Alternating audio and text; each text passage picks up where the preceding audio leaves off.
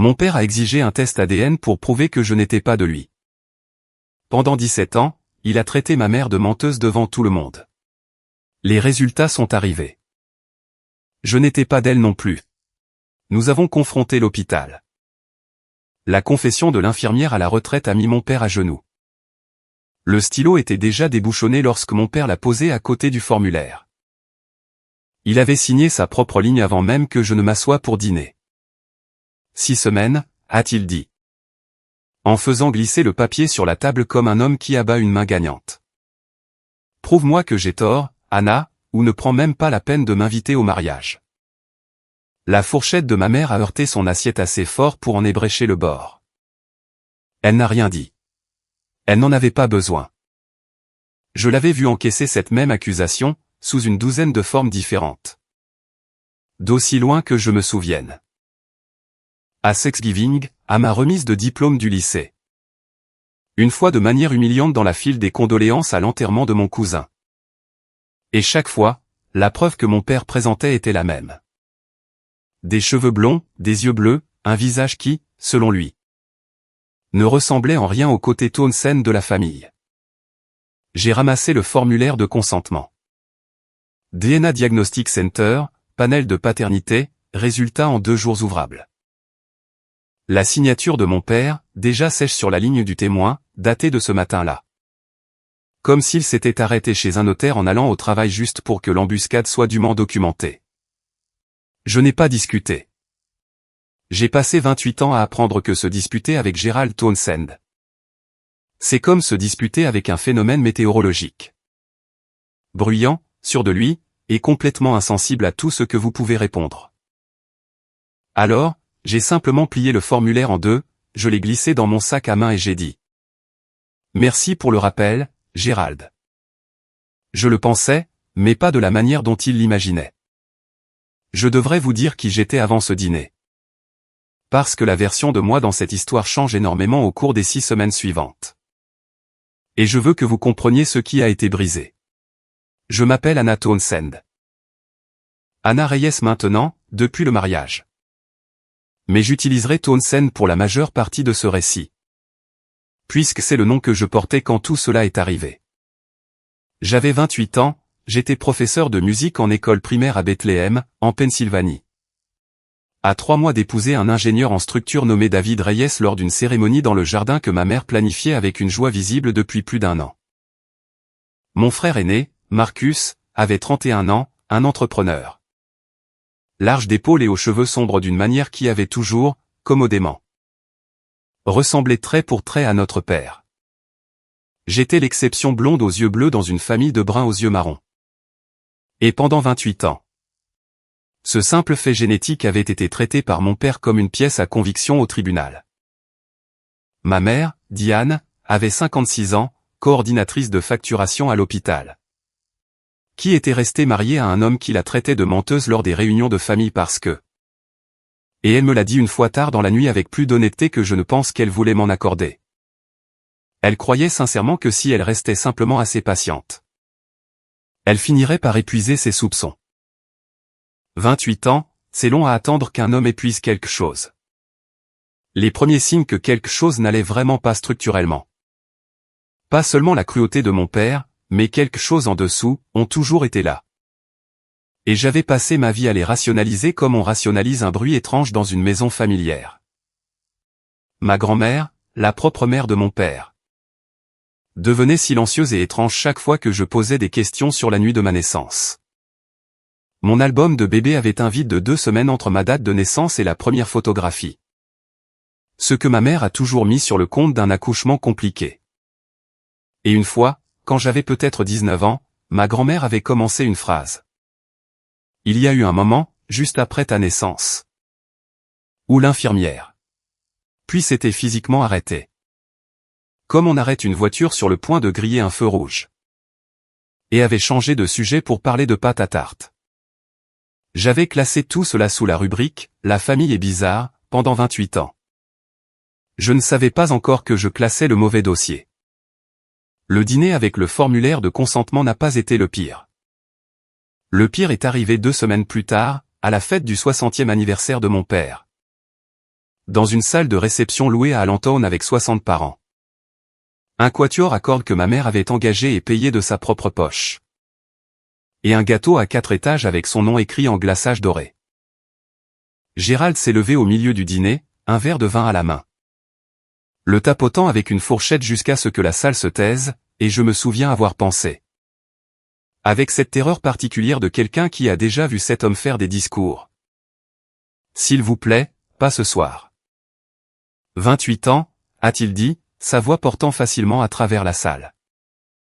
Je me suis tu pour le bien de cette famille. Il ne me regardait pas. Il regardait ma mère. Mais je pense que tout le monde ici mérite de savoir quel genre d'oiseau construit un nid pour. Ensuite laisser l'œuf de quelqu'un d'autre y éclore. Un œuf de coucou. C'est l'expression qu'il a utilisée devant 60 personnes. Dont la plupart que je connaissais depuis toujours, des tantes, des cousins. La propre sœur de ma mère. Il a dit que je n'avais pas ma place dans le nid. Je n'ai pas fait de scène. Je veux être clair à ce sujet, car tout le monde s'attend à la scène. Et je ne la lui ai pas offerte. Je me suis levé, j'ai lissé le devant de ma robe. Et je suis sorti par les portes du hall pour aller sur le parking. L'air froid me frappant le visage comme quelque chose de solide. Ma mère m'a suivi 30 secondes plus tard, ses talons cliquant de manière inégale sur le trottoir.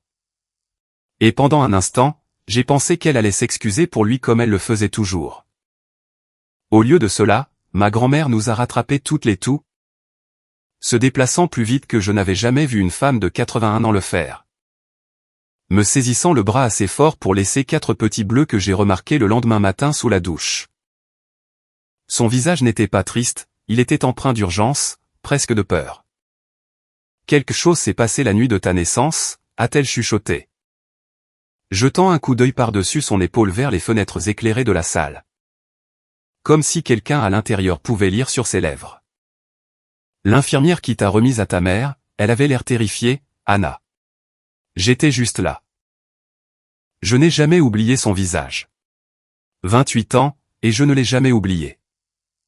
Qu'est-ce que tu veux dire, grand-mère? Elle a fouillé dans la petite pochette qu'elle avait portée toute la nuit et en a sorti un morceau de papier plié et jauni. Une photocopie d'un acte de naissance, les bords usés par la manipulation. Comme s'il avait été sorti et regardé de nombreuses fois au fil des ans, puis soigneusement rangé. J'ai gardé ça, a-t-elle dit. Je ne savais pas quoi en faire. Je ne sais toujours pas, mais je pense qu'il est temps que quelqu'un y jette un œil. Je veux vous expliquer ce qui s'est passé ensuite lentement, parce que cela m'est arrivé lentement. Par couche, de la même manière que les mauvaises nouvelles dans un hôpital arrivent par couche. D'abord, la vague découverte inquiétante, puis la consultation du spécialiste, puis le diagnostic. Puis le plan de traitement que vous ne vouliez pas. La première couche était une simple curiosité. Enroulée autour d'une décision que je me disais être juste pour mettre fin à une dispute. J'ai commandé un kit ADN indépendant, pas celui que mon père m'avait tendu au dîner. Car un instinct que je n'ai pas pleinement analysé me disait que je ne voulais pas que mes résultats soient traités par un laboratoire qu'il avait déjà choisi. Et j'ai prélevé mon propre échantillon. Pour l'échantillon de comparaison de mon père. J'ai fait quelque chose dont je ne suis pas fier mais que je referai sans hésiter. J'ai arraché 4 cheveux, avec la racine intacte. De sa brosse en poil de sanglier dans la salle de bain à l'étage pendant qu'il était à son petit déjeuner du Rotary Club. Je me suis dit que ce n'était rien. Je me suis dit que je faisais cela uniquement pour gagner une dispute que j'étais fatigué de perdre. Par défaut. Pour tendre à mon père un morceau de papier qui le ferait cesser, une fois pour toutes, d'accuser ma mère de quelque chose qu'elle n'avait pas fait. J'ai emballé les 2 échantillons moi-même. Je les ai conduits à un comptoir FedEx à Allentown plutôt que de les poster depuis le bureau de poste de mon quartier. Et j'ai essayé de ne pas y penser pendant 3 semaines. L'email est arrivé à 21h47 un mardi. Je me souviens de l'heure exacte parce que j'étais assise sur mon canapé à corriger des évaluations de flûte à bec. Mon téléphone a vibré sur la table basse et j'ai failli ne pas le regarder jusqu'à la 2e vibration. Résultat disponible. DNA Diagnostic Center. 0% de correspondance avec Gérald Townsend. Mon estomac s'est noué, Mais c'était une chute nette. Presque un soulagement. La confirmation de quelque chose que j'avais à moitié attendu. À moitié espéré pendant des années si je suis honnête. Enfin, pensais-je, enfin quelque chose qui met fin à tout ça. Mes mains ne tremblaient même pas encore. J'ai fait défiler vers le bas pour lire la deuxième ligne. Celle que j'avais ajoutée presque après coup. Principalement pour satisfaire ma propre curiosité scientifique. Comparant mon échantillon à un prélèvement de joue que j'avais fait sur ma mère des mois plus tôt. Pour un projet de généalogie sans rapport. 0% de correspondance avec Diane Townsend. J'ai lu cette ligne 11 fois. Je n'exagère pas le nombre. J'ai compté plus tard. Car compter était la seule chose que mon cerveau pouvait faire qui n'impliquait pas de s'effondrer. Ma mère, ma vraie mère. La femme qui avait été en travail pendant 14 heures selon toutes les histoires qu'on m'avait racontées. Qui m'avait tenu, hurlante et rouge. Et avait refusé que les infirmières m'emmènent à la pouponnière pendant les 2 premières heures de ma vie parce qu'elle ne voulait pas arrêter de me regarder. Elle n'était pas non plus ma mère biologique. Mes mains ont commencé à trembler à ce moment-là, les deux. Assez fort pour que je doive poser le téléphone sur la table basse, de peur de le faire tomber. Quelqu'un avait échangé 2 bébés dans cet hôpital il y a 28 ans et plusieurs personnes comme je l'apprendrai plus tard, avaient décidé d'enterrer l'affaire. Le lendemain matin, j'ai appelé le docteur. Renata Albeda. Une conseillère en génétique au Lehigh Valley Health Network que j'ai trouvée grâce à une recommandation de mon propre pédiatre. Une femme que je connaissais depuis l'enfance. Le docteur Albeda avait 16 ans d'expérience dans l'interprétation de panels de paternité et d'ascendance pour exactement ce genre de cas extrêmes et dévastateurs. Et elle m'a expliqué les résultats avec la patience clinique et prudente de quelqu'un qui avait clairement déjà annoncé cette nouvelle auparavant. Une correspondance de 0% avec les 2 parents. Lorsque les 2 échantillons sont confirmés biologiques et correctement prélevés. N'est pas une erreur, m'a-t-elle dit au téléphone. Sa voix était stable. D'une manière qui rendait le tout à la fois plus réel et légèrement plus supportable. Je voudrais d'abord écarter quelques explications techniques, contamination de l'échantillon. Mauvaise manipulation en laboratoire? Mais si vous faites analyser cela par un deuxième laboratoire indépendant et obtenez le même résultat. Statistiquement, ce que vous avez là, c'est une confusion à l'hôpital. C'est rare. Cela arrive bien plus souvent que le public ne le pense, et historiquement. Bien plus souvent que les hôpitaux ne l'ont jamais admis. Je l'ai fait analyser par un deuxième laboratoire, même résultat.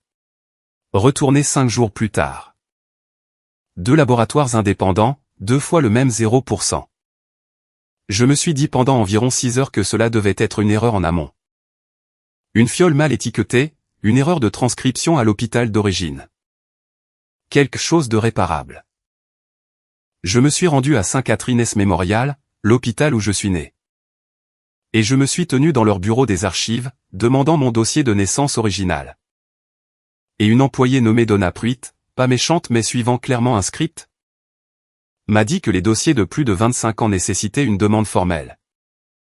Une vérification d'identité notariée, et un délai de traitement pouvant aller jusqu'à 90 jours. 90 jours. J'avais, selon mon propre délai privé, exactement 33 jours restants avant ma fête de fiançailles. Et je n'avais pas encore décidé si je voulais des réponses avant cette fête ou après. J'ai appelé David ce soir-là et je lui ai tout raconté. Assise dans ma voiture sur le parking des visiteurs de l'hôpital.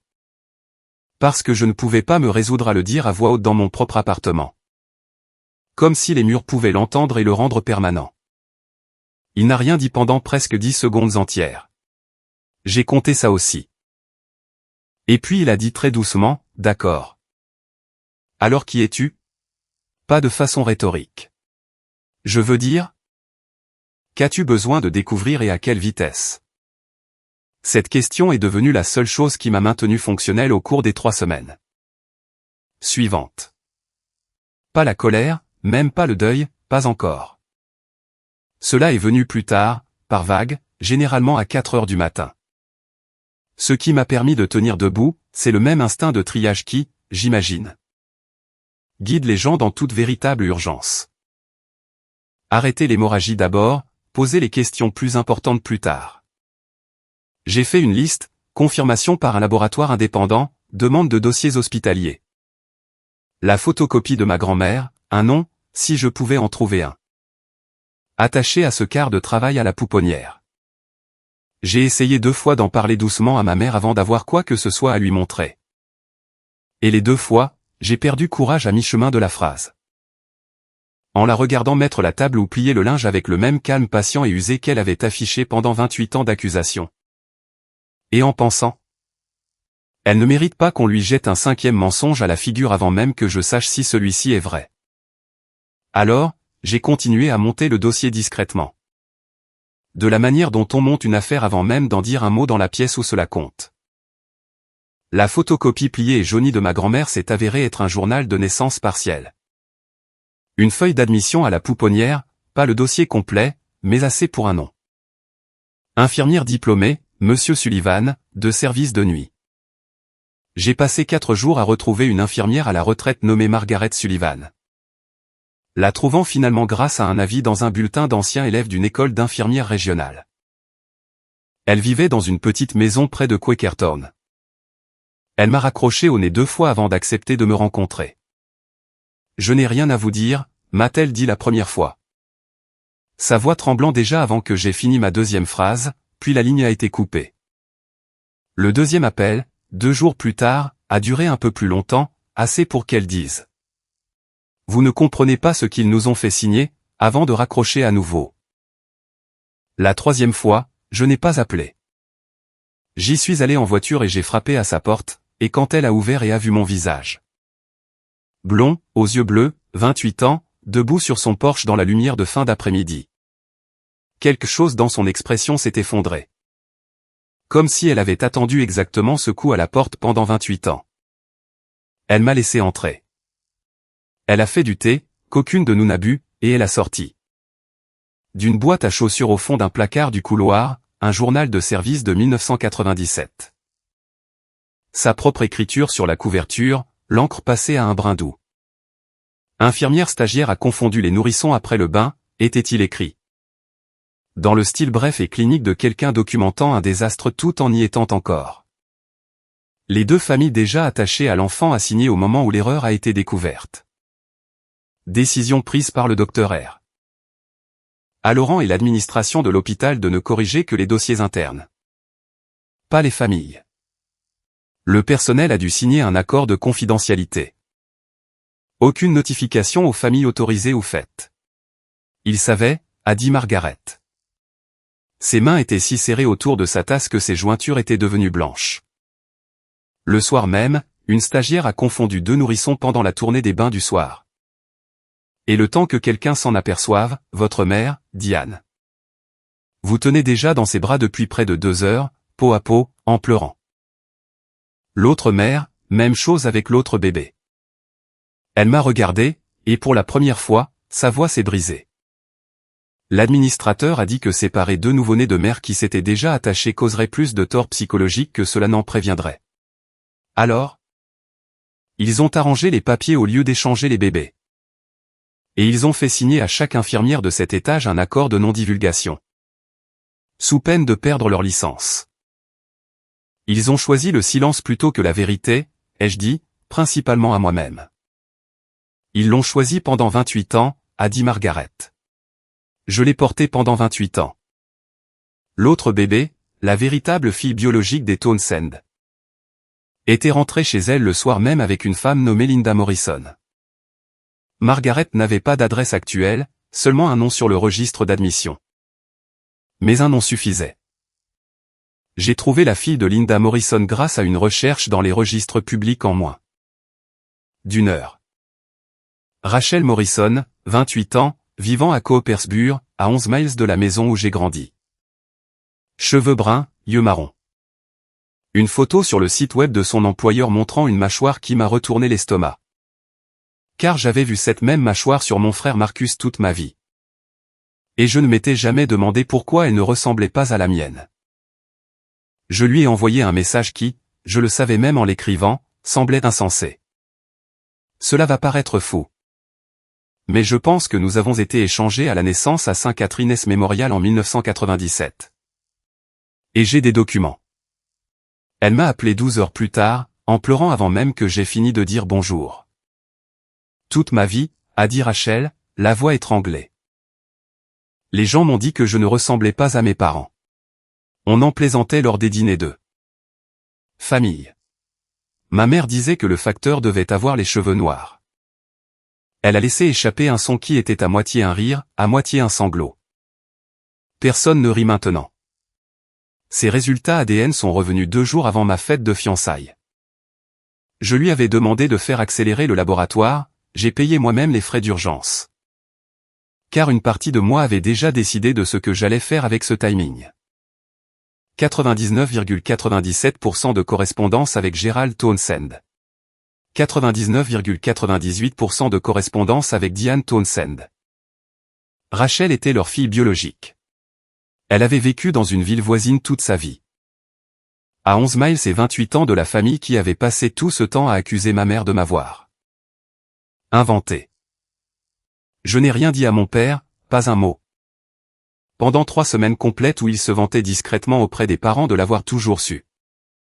De la façon dont le test allait justifier 2 décennies et demie de soupçons. Je l'ai laissé entrer à ma fête de fiançailles ce samedi soir, croyant qu'il avait déjà gagné.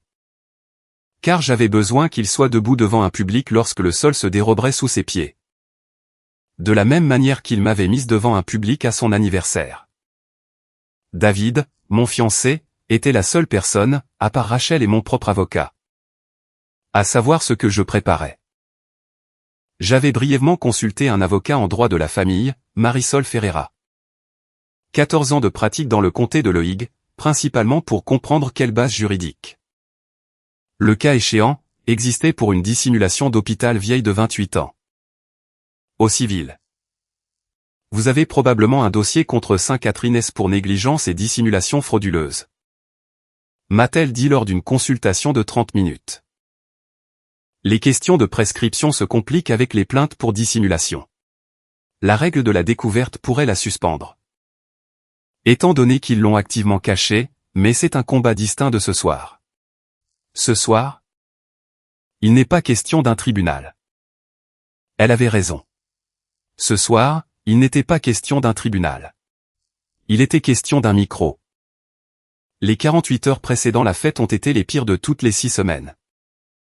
Pire encore que la nuit où le premier email est arrivé. J'ai à peine dormi.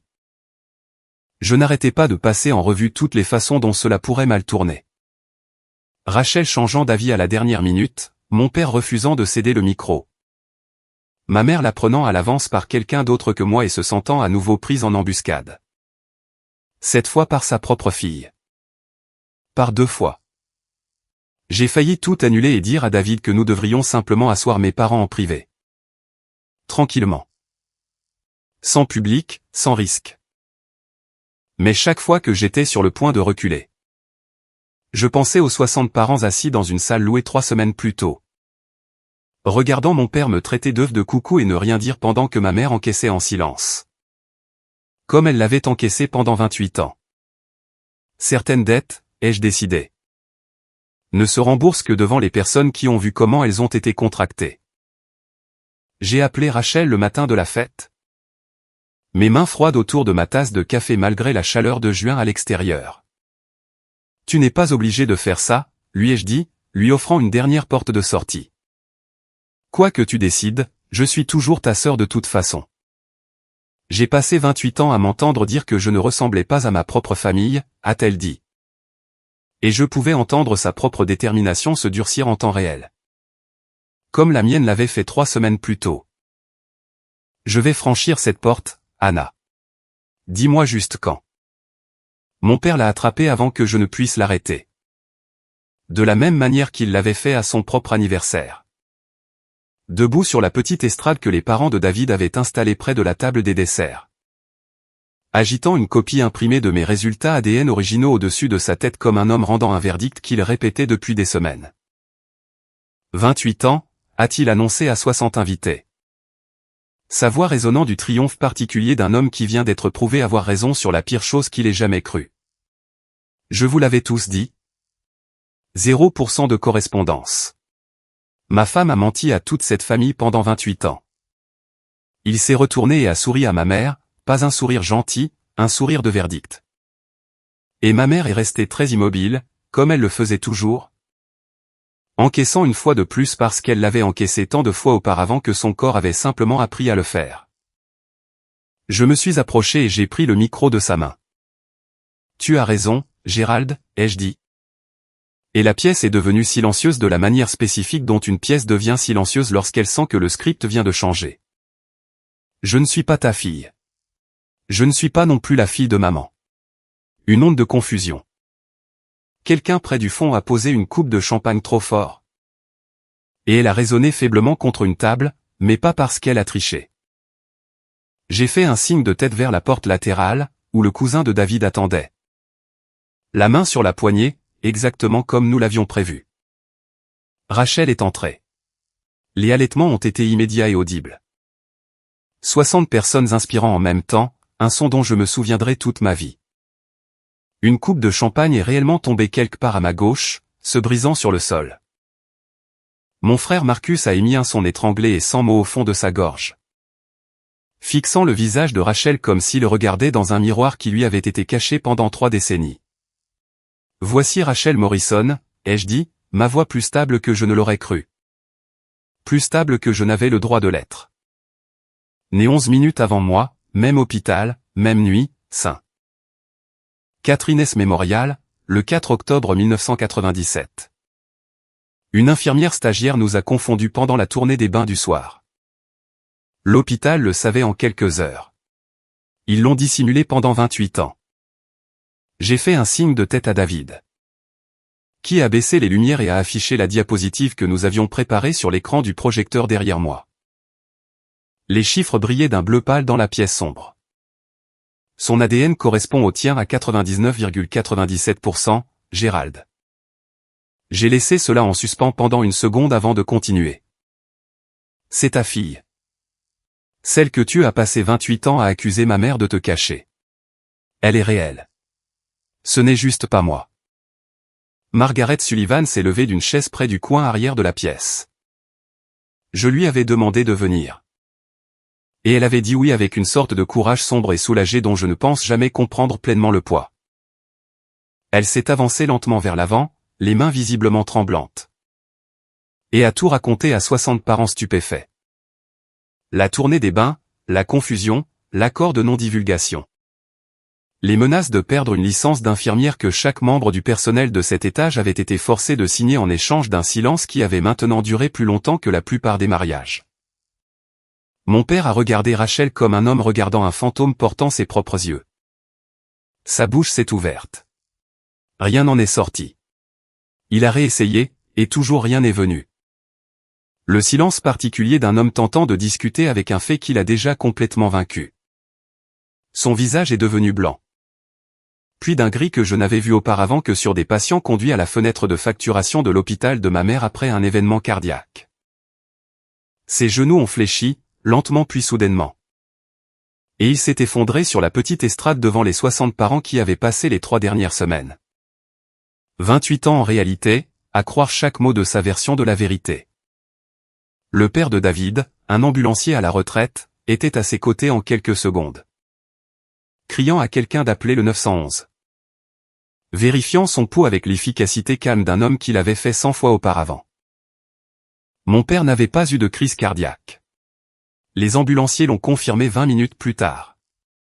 Syncope vasovagale, un évanouissement provoqué par un choc psychologique aigu. Rien de plus dangereux que ça, même si cela ne semblait pas anodin sur le moment.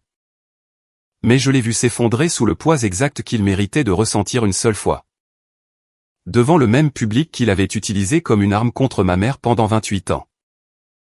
Dans les mois qui ont suivi, 3 choses se sont produites, à peu près dans cet ordre.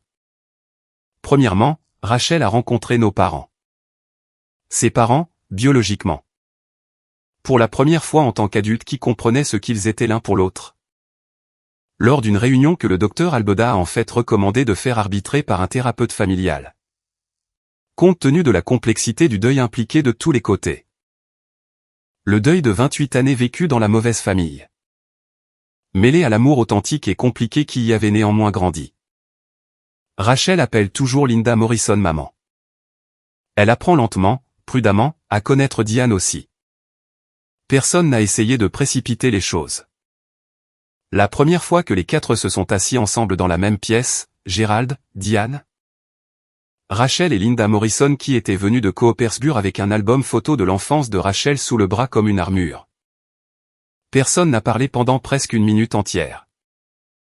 Puis Linda a posé l'album sur la table basse et a dit simplement: « Je pense que nous devrions les regarder ensemble. » Et c'est ce qui, d'une certaine manière, a brisé le silence. Deuxièmement, l'hôpital Sainte-Catherine-es Mémorial. Une fois que Marisol Ferreira a déposé notre plainte civile conjointe au nom des deux familles, a réglé l'affaire à l'amiable en moins de 4 mois plutôt que de risquer qu'un jury entende le témoignage de Margaret Sullivan et un journal de service de 1997 en audience publique. Les termes du règlement sont confidentiels. Je dirais seulement que l'administrateur en chef de l'hôpital de cette époque, bien que retraité depuis longtemps mais toujours parti nommé, a publié des excuses écrites qui ont mis 28 ans à arriver et qui semblaient pourtant encore trop courtes.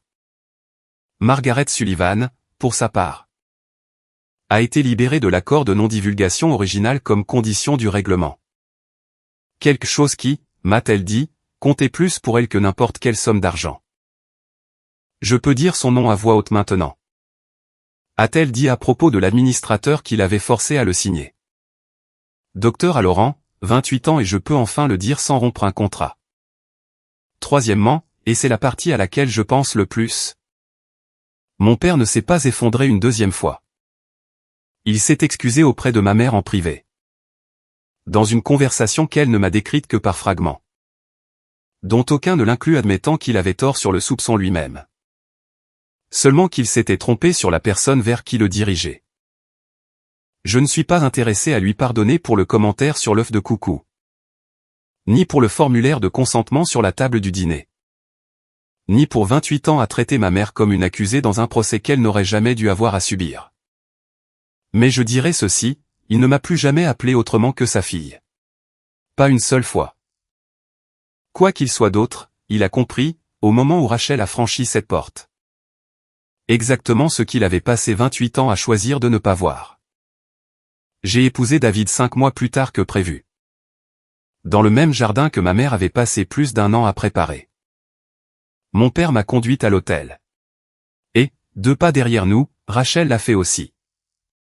Pas exactement comme une demoiselle d'honneur. Pas comme quelque chose pour lequel nous avions encore un mot.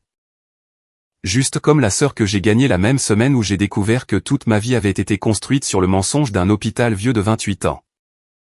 Il disait que personne ne croirait que 2 bébés pourraient être échangés et l'affaire enterrée. Pendant près de 3 décennies. Maintenant, tout le monde y croit. Il y a un journal de service dans une boîte à chaussures. 2 résultats de laboratoire brillants en bleu sur un écran de projecteur. Et une femme nommée Rachel Morrison qui se tient sur des photos de famille qui ont enfin un sens. Je n'ai pas eu besoin de crier pour gagner ce combat. J'avais juste besoin que la vérité franchisse la porte au bon moment. Et je l'ai laissée parler d'elle-même.